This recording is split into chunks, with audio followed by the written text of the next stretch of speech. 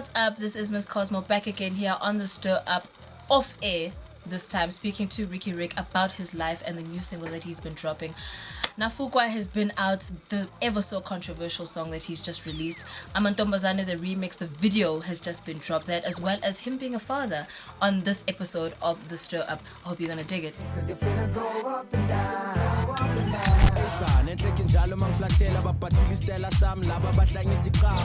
We all realize that, you know, there's no more fairy tales, right? There's no more that thing of like, yo, I'm gonna get a deal and everything's gonna be okay.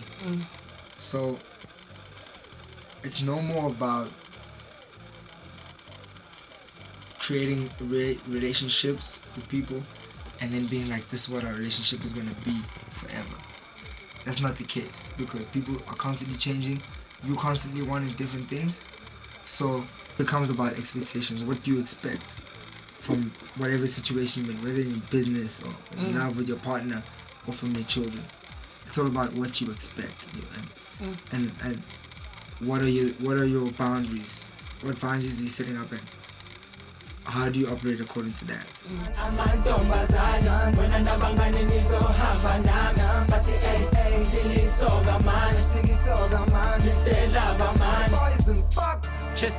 Obviously, with you releasing your new songs, NAFUKWA, which obviously... NAFUKWA is a you know, this your NAFUKWA turn up. It's a problem, man. It's What? a problem in the streets. When people started saying turn up, right? It was cool because it like, but now it's like everyone is like turn up, turn up, turn up. Everything is turn up, turn up, turn up, turn up, and it's like all we're doing is pushing American culture. We don't create our own words anymore. We don't create our own slang. Okay. So NAFUKWA doesn't exist. So if you Google NAFUKWA, Obviously, it doesn't exist. It's like Tegete. It doesn't exist. it doesn't Doesn't exist. it doesn't mean anything. So it's like, so what I said was, okay, fine. I want to like say turn up, but actually I was saying you in French. Yes. But it's like, it's not French. So Yes. so yeah. So the meaning now, we're running with turn up, do it, Yes. whatever, man. Black people try to tell a black person to say and nice. It's the most difficult thing. So they'll look at you like this. The one lady was looking. I'll get you the footage. The one lady was looking at me in Dobsonville. She's looking at me. She's going. Got the mic. I'm like, NAFUKWA. She's looking at me. She's going. No, I can't do it. Not today. You can't get black people to swear anything. Even black person saying is like the most taboo thing. It's like, it's difficult. Even a taxi driver, when it's like a taxi driver won't even swear at you with You're trying to create controversy. That's what you're doing. You're trying to get people out of their skin to loosen up and swear. I And be think like, get it out. Just get it out, man. Get the frustration out. Just be yourself. It doesn't matter. You know, half the things that people care about don't actually. 5 FM, MsCosmo, 10 p.m. to 1 a.m. Really cool was the Amantombazane remix launch. Yeah. Did that out of Taboo. There was hype about the song. Yeah. But the minute you put a video to a song, you create an image of what the song should be depicting. So it feels like the song was just revived again, and it's about the hype about the song all over again. You know what I mean? The video's really dope. It's crisp. It's clean. I like that. What I wanted to know as well is for you with the launch. I remember I was speaking to you and you were telling me about how scared you were about whether the party's actually going to work and all of that. I was worried about the launch because it was like, we've never all been together in the same space. Maybe once. You don't know what people expect. People might expect some extravagant big video that's expensive looking type video.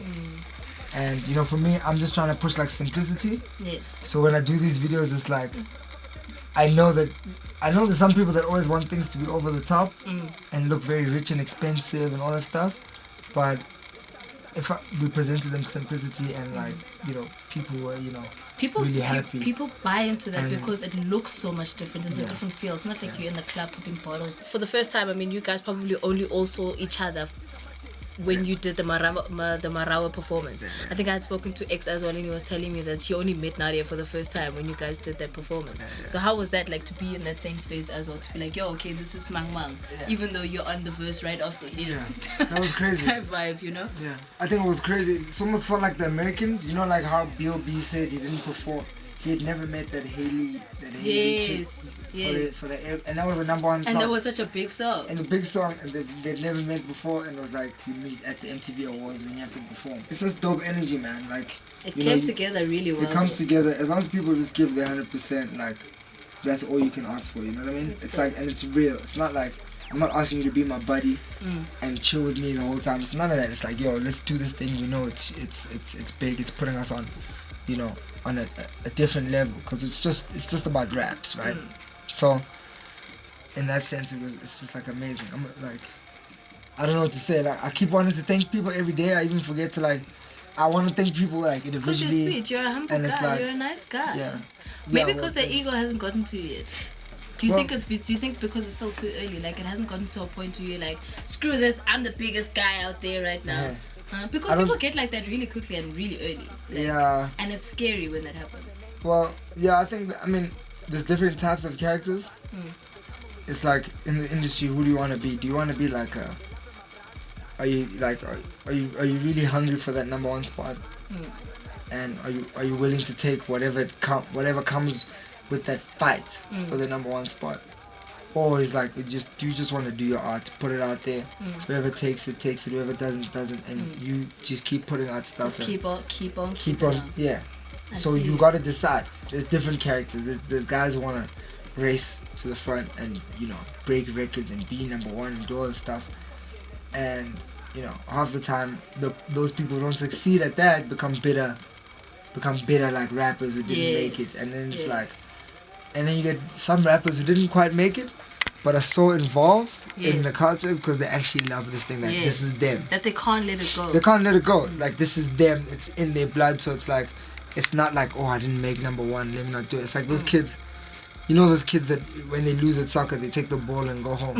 There's a difference, you know. There's a difference between those kids and like the kids that just stay on the soccer pitch waiting for the next guy to play. 5 FM, MsCosmo, 10 p.m. to 1 a.m. Obviously now you're a dad. I mean, we saw you on the cover of Mamas and Papas. I won't lie, it's difficult. It's like really cool when you get the time. Yeah. But I don't know. I remember I spoke to you as well. You were like, "Yeah, you're a dad now. Like, you need to stop with the drinking." I think you cut down a bit as well. Yeah. Was that the reason as well? Like, you just decided let go of the liquor? Well, I let the liquor go before that, so that was like a gift. So the kid was like a gift. A gift to say, "I've got a sober dad." You know what I mean? I've got a sober dad. This nigga. Were you sober when you got pregnant? Yeah, I was super sober. Super sober. You know, the whole way. 5 minutes, baby. We didn't get to that. 5 minute man. When you're drunk, you get to that 30 minutes mark. You're like, yo, I was on 5 minutes. Like, there you go. There's the seat, baby. That's me right there. And there you have it. Was hanging out with Riky Rick tonight. Wow, that dude can talk. My goodness, here on the Stir Up on 5FM, off air on the chair. Really enjoyed his interview tonight because, I mean, he really divulged a lot of things that he doesn't really speak about on a social media platform, and not necessarily widely enough for viewers to understand what goes on behind the scenes. So I really liked my interview with Riky Rick tonight. I mean, it's very informative and he's quite a smart dude, you know what I mean? You would never think he would actually think in that direction. Yo, it's Riky Rick. Those who know me, you know, it's Pomaga Mashu, but I'm Venda actually, so Ricardo Macado, ne? So basically we started rapping in 2005 when I left school, and then, but that didn't mean anything. It only made sense when I started making beats. 2007 really.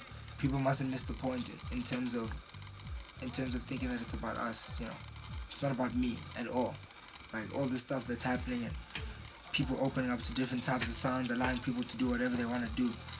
It's not about the artist. It's about, it speaks on like where the youth is at, where the culture is at right now. From the style and the clothing and all that.